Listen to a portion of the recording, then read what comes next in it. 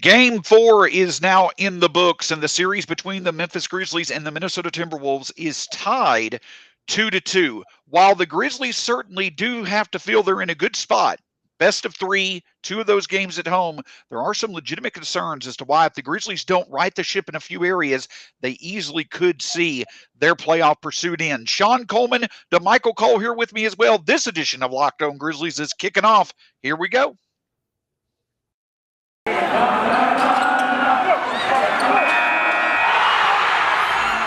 Locked On Grizzlies, your daily Memphis Grizzlies podcast. Part of the Locked On Podcast Network, your team every day.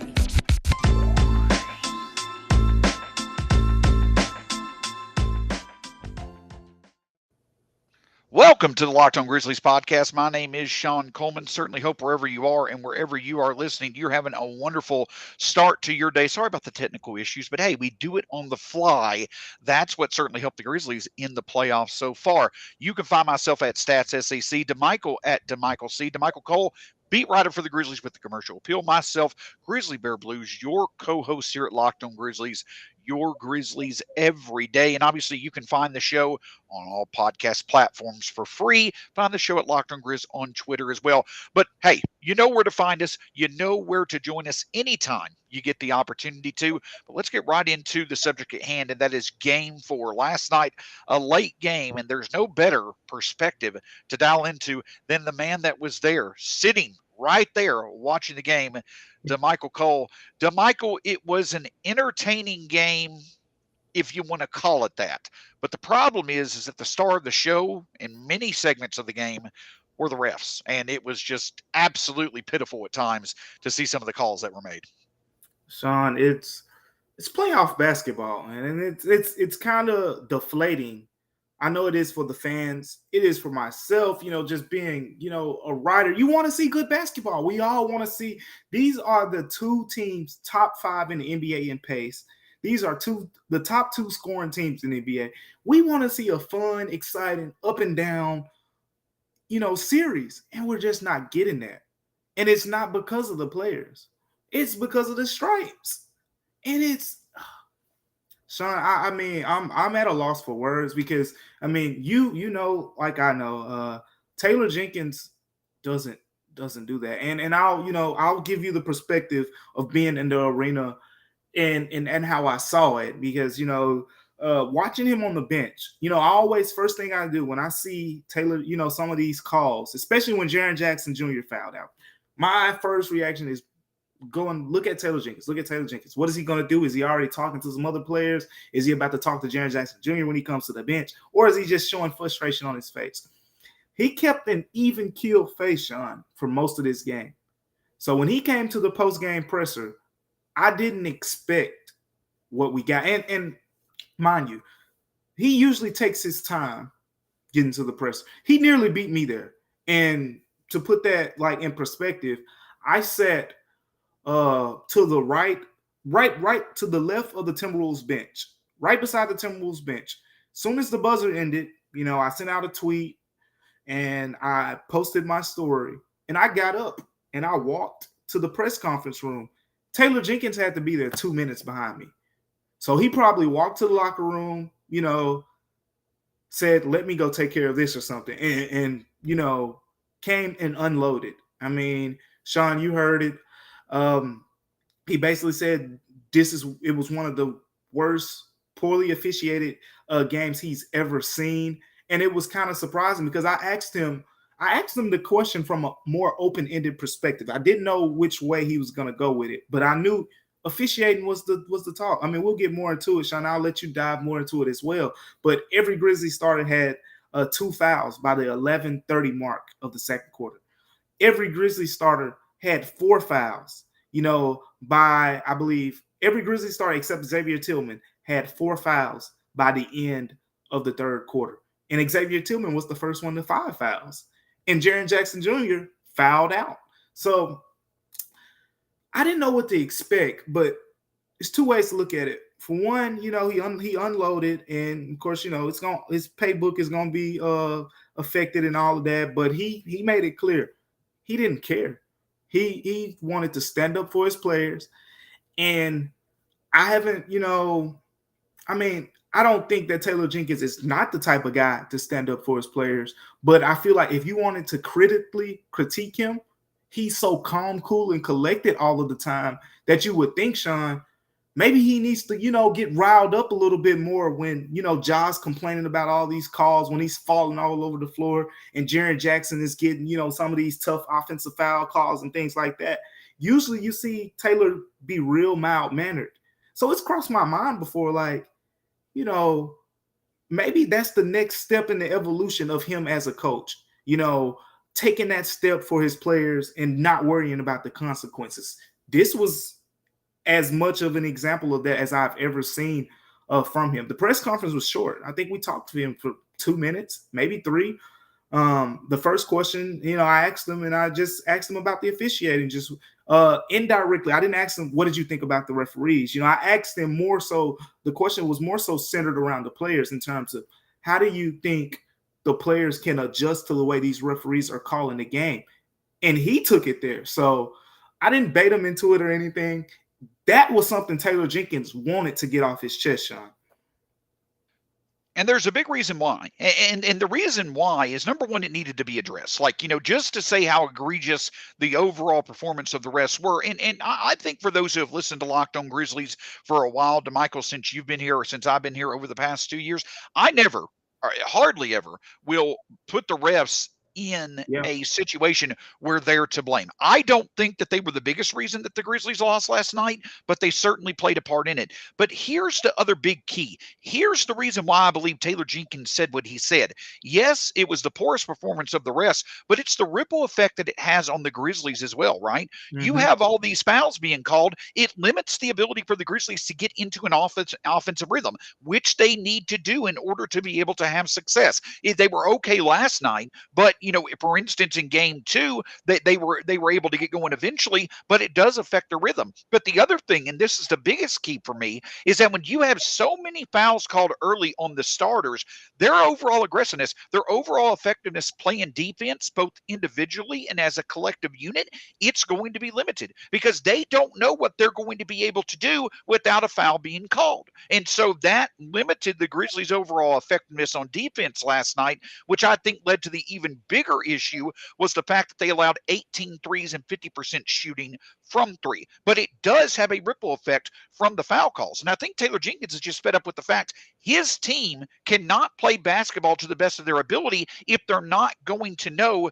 night in and night out whether the refs are going to let them play basketball to the best of their ability. Yeah, that's it. that's it. There's no flow to these games, and it's not just game 4. Like, this isn't just this game. To the people who are listening right now that have watched every single game in this series, even the game that the Grizzlies won, the flow to these games has been very inconsistent because of foul trouble.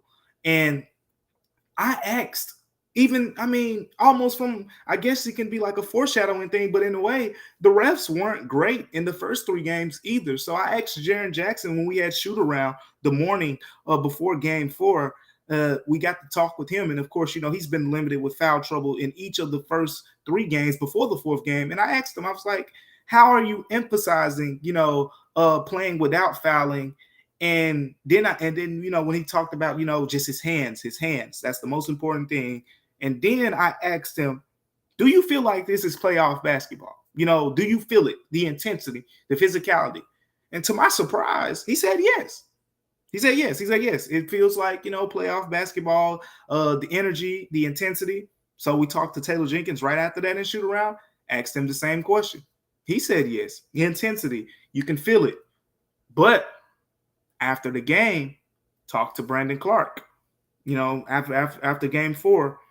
And he basically goes, look, man, this is playoff basketball. We expect a little more leeway here. And that's what you usually get, Shawn. That's the surprising part. It's not new, for players to think that, when the playoffs come, we can tug on the jersey a little bit more, as long as it's not, pulling the guy to the ground or anything.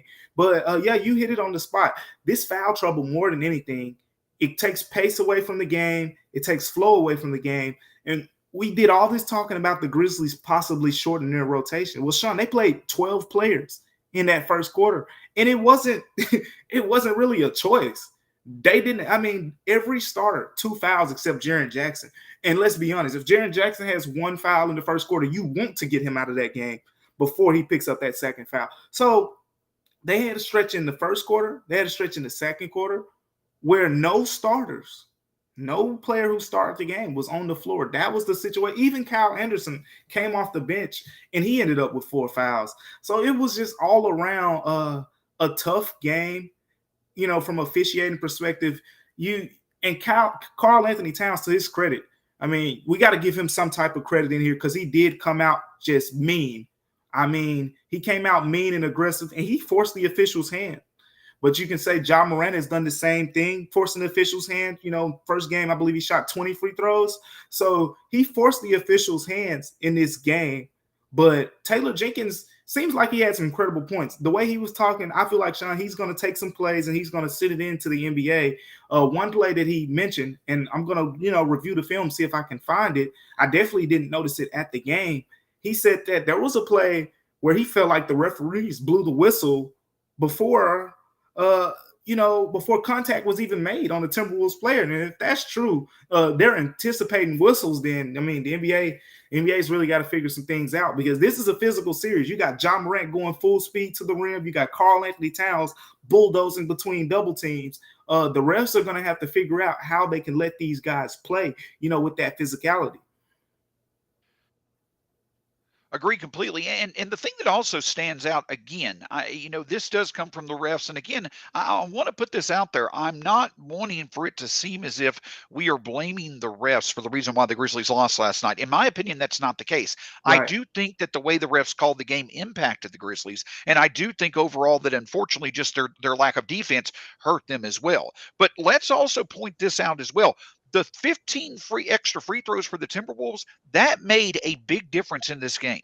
The Grizzlies had 115 points, 30 plus assists, 15 made threes, and were 46% from three, something that you hardly ever see the Grizzlies do. That has happened 25 times now in NBA playoff history when a team has 115 plus points, 30 plus assists, and makes 15 or more threes while shooting 45% from three. Teams are now 24-1 in those games. The one loss was the Grizzlies last night. So at the end of the day, it's only a part of the equation, but I do feel Taylor Jenkins is absolutely right and within his right to mention the fact that the refs have got to get more consistent to allow for the Grizzlies to get their flow going that they need to. Because when they do get it going, we see obviously they can emerge as the better team on the court quite quickly. But before we get into obviously the best player who we feel is on the court when he's on the court in Ja Morant, I want to talk with you a bit about athletic greens. And now the thing I'll tell you about this, Damichael, is that athletic greens certainly is something that, just can make life better for you. I mean, the founder of Athletic Greens himself, he founded this product because he was experiencing a ton of gut issues, and ended up with a complicated supplement routine to recover. It cost him nearly $100 a day. He created Athletic Greens after experiencing how difficult it was to create an optimal nutrition on your own. But Damichael, I think that you could speak to this as well. If you had something that would only cost $3 a day and it allows for you to invest in your health, and it's cheaper than any type of, drink habit that you maybe want to invest in, that's a no-brainer to make a part of your day moving forward. It's a no-brainer. And Shawn, you have all these other daily supplements of vitamins out here and things like that. Athletic Greens is simply the best option. It's healthy. It's been 5-star reviews. Has some of you have athletes and other people who are basically vouching for Athletic Greens. And if you have people at that level vouching for it, you have me vouching for it, you have Shawn vouching for it, then you know what to do. Yeah, now, I'll tell you this. I need to take more of it to get my butt in shape, but I will tell you this as well. Athletic Greens is going to give you a free 1-year supply of immune-supporting vitamin D and 5 free travel packs with your first purchase. All you have to do is visit athleticgreens.com/NBA network. Again, that is athleticgreens.com/NBA network to take ownership over your health and pick up the ultimate daily nutritional insurance. Want to thank you so much for making Locked On Grizzlies your first listen of the day. But check out the Locked On NFL and Locked On College network of podcasts as the NFL draft is here this week. Certainly hope the Titans are going to pick plenty of good players this year. But when it comes to the coverage of your favorite football team or your favorite college football team, make sure you check out the Locked On NFL show and Locked On College show of your choice this week as your second listen of the day. So, Damichael, the other thing, obviously the refs, the defense, those were the big concerns. And those are things that, the Grizzlies can only control what they can control, right? Even if what the inconsistency of the refs is having an impact on the Grizzlies during these games, they've still got to play better defense. And they're going to need more consistent scoring from Ja Morant. Now, I do think that two truths exist here. Ja Morant himself said he knows that he's got to get better. He knows that he's got to be able to be at full capacity. But I also truly do think that right now he's just not at 100%. He's finding other ways to contribute, to 18 rebounds, 26 assists over the past 2 games. But Damichael, for someone who was there for both games in Minnesota, what does Ja look like up close and in person? Do you feel as if there certainly is a little bit of a limitation in his approach right now? First thing I have to do is give credit to the Timberwolves. There are only a few teams who have the athletic gift to match up to what Ja Morant does on the court. The Timberwolves are one of the few things. Let me explain why. One, you have Karl-Anthony Towns at the rim, very athletic for a 7-foot big. I mean, he's mobile. We've seen him block, Ja Morant a number of times in this series. He had a couple big-time blocks late in the fourth quarter of Game 4. Jared Vanderbilt, super athletic guy. I mean, is a very bouncy guy for a forward. He's one of the best rebounding forwards in the NBA. He's contested Ja Morant at the rim in situations and held his own a lot of times. Anthony Edwards, we've seen Ja Morant go to the rim against him. And Anthony Edwards, we know, can jump with the best of them. They have supreme athletes in Minnesota. And for one, that's making it hard because usually with most teams, for example, when you have Ja Morant get blitzed or get trapped, by 2 guys, it's usually the 1 and the 5. So against this team, it would be like Patrick Beverley and Karl-Anthony Towns a lot of times in those traps. If Ja Morant gets behind them, there's only 3 guys left. You're playing basically 3-on-4, 3-on-5 basketball at this point.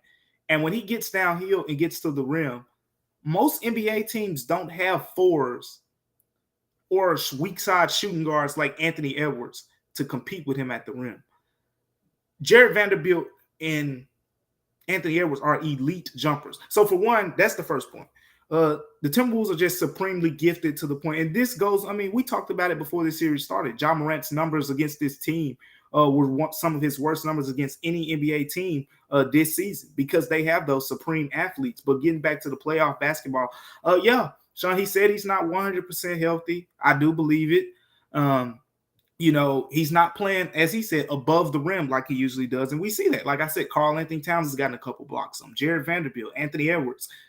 Ja Morant doesn't get blocked like that. It just doesn't happen. And, he's getting to the rim, but he's not finishing as acrobatically, as he does. Maybe there's another extra gear that he doesn't have right now. He did have a knee injury. That's the main thing here that we're talking about. It was knee soreness, as the team put it. So I do believe he's not 100%, but as he said, he's almost there. I take his word for it. I do believe he's almost there. He did sound a little frustrated at the game, but I think that was just general frustration with all the foul calls and just losing the game by 1 point when you could have taken a 3-1 lead. So, Shawn, I think there's no concern because at the end of the day, even if he's at 100%, Minnesota is going to make it really tough. I'm trying to give them as much credit as possible here because even you look at a team like I'm not trying to look ahead, but let's say they play Golden State in the next round. Ja Morant I could definitely see him being much more successful because they don't have the bodies at the rim that this team has. And I pointed out Golden State because that's a potential next opponent. But even if it was the Nuggets, if they were to, Golden State, Denver, like if they were to beat Golden State in that series, he's going to have his way at the rim against them too. Just there aren't a lot of teams in the NBA that have the repertoire, have the athletic gift that the Timberwolves have. So it's testing Ja Morant on a new level. I mean, we saw the first two games, right, Shawn? 32-23, Timberwolves adjusted. Now you're talking about 16 points, 11 points, and it's been a struggle. But I do think he's not 100%, but I don't think it's an excuse. He said it's not an excuse. I still think he's playing at an all-star level from a physical standpoint, like the burst and everything. It's just not Ja, as he said. And you hit the nail on the head. The Timberwolves do very well against Ja Morant. 4 games in the regular season, Ja Morant averaged 20 points per game on 40% shooting, 3 of 20 from 3, and averaged 7 assists a game. Those were the 4 regular season games. 4 games in the playoffs now, 20 and a half points in these playoff games, 40% shooting, only 27 from 3. Now, he's doing more. Nearly 11 assists per game, 7.5 rebounds. He's doing more to try to contribute to get his teammates involved. But you're absolutely correct. You have layers here. Not only are the Timberwolves, they've got 8 games of proof this year.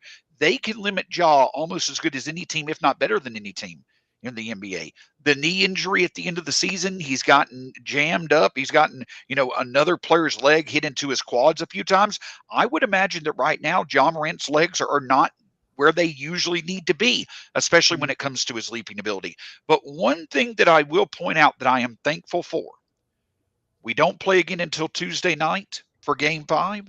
We don't play then after that until Friday for Game 6. Those extra day of rests, I think, are going to be huge for an offense that truly does need Ja Morant at his best to close out this series. Good points. Good points. That's exactly what it is. Those days in between are good from him. And you talk about knee soreness and one sign that we see before every game, he's still wearing the bandage around his right knee. When he was warming up before the game, just watching him closely, he's still wearing a big bandage on his right knee. And I think that's just an indication that, he's not quite 100%, at this moment. And who knows if he will be there this series or even, this playoff. I mean, if it's a knee injury and, he's dealt with it for this long and he had that much time off and he's still having it bandaged and he's playing, 35 minutes, you wonder if it's something that's just going to magically go away. But the fact that I still think he looks really good. I think it's more of the Timberwolves personnel than anything. We've seen him. He made the adjustments, I thought. I mean, from a, just mindset, 15 assists. He had the right mindset because at the end of the day, they're just not going to let him beat him. It's like the Celtics against Kevin Durant. As gifted as a scorer he is, best scorer in the NBA right now, probably the best scorer we've seen in the last 10, 15, 20 plus years and even longer to some people. The Celtics aren't going to let Kevin Durant beat them. And that's what's happening here. They're not letting him beat them. And, it's leading to some big nights from, a player like Desmond Bane. But as you know, Shawn, there are also some other players who need to step up as well outside of Ja. And you're right. And a couple of other small things that I'll say before we, head to the next, before we discuss, obviously, Desmond Bane stepping up, while Ja and Jaren are struggling. We'll get into that in just a moment. A couple of other things that I'll show is that I do think that Ja is showing again just the impact that he has, even if his normal scoring prowess is limited right now, maybe due to injury. It's a combination. Probably the most important thing is the Timberwolves guarding him, but also I think that he is getting back to where he was. If that scoring prowess is not there, kudos to him for finding another way to make it happen. Again, the 26 assists in Games 3 and Game 4, that was a big reason why the Grizzlies were able to get enough offense created to win Game 3 and stay in Game 4. Now, on the defensive side of things, that there was some clear instances in which better defense needed to be played. At the end of the day, I think that the Grizzlies all day long are fine if the Timberwolves want to frequently feature Patrick Beverley initiating the offense against Ja Morant, because it's not in the hands of D'Lo, Cat, or Anthony Edwards at that point. The Grizzlies will take that all day long. I think Ja in the first 3 games of the series actually played better defense than he usually does, but you certainly hope that he'll be an asset on defense as well. Yeah, he'll have to, because Shawn, they've made it a point to attack Ja Morant.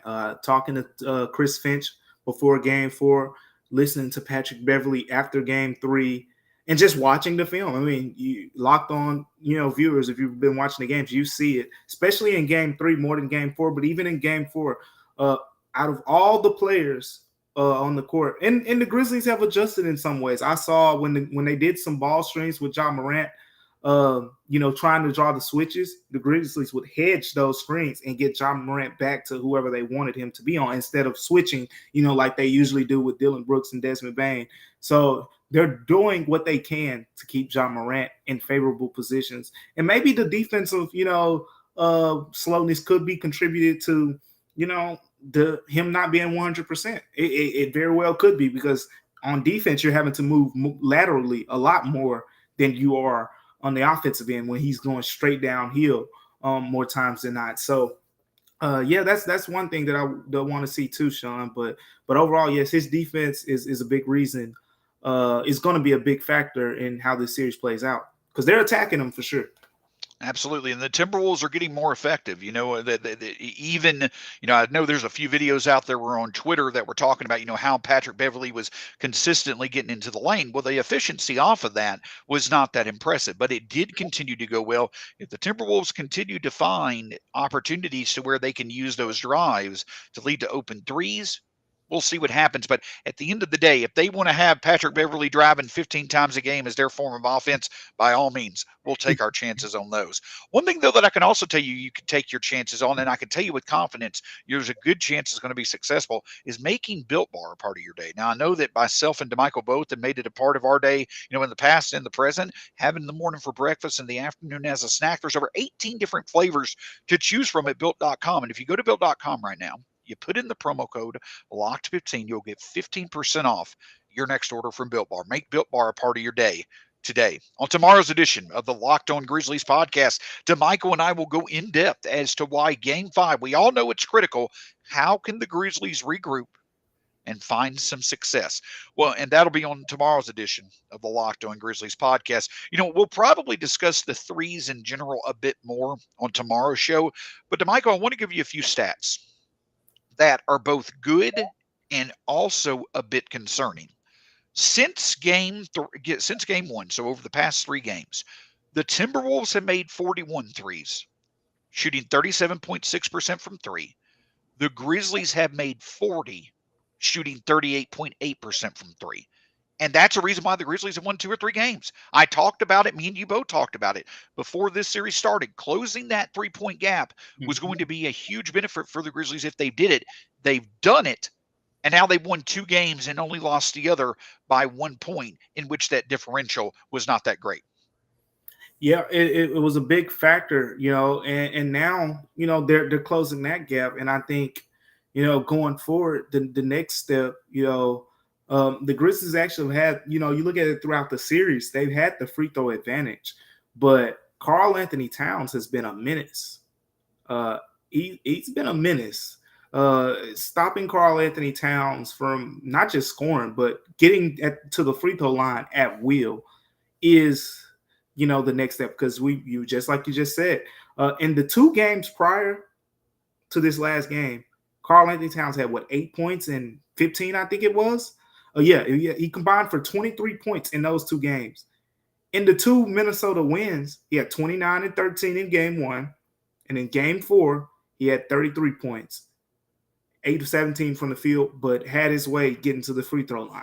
So with that being said, there's your biggest factor right there. The 2 games they've slowed down Karl-Anthony Towns, wins. The 2 games he's been a monster, losses. So the thing is, I think he's figured it out. That's the thing about these series. You have to figure out what works. And they asked him after the game. I mean, he gave it's funny because after game 3, he made the wine comment and everyone was like, oh yeah, this guy's definitely not a winning player.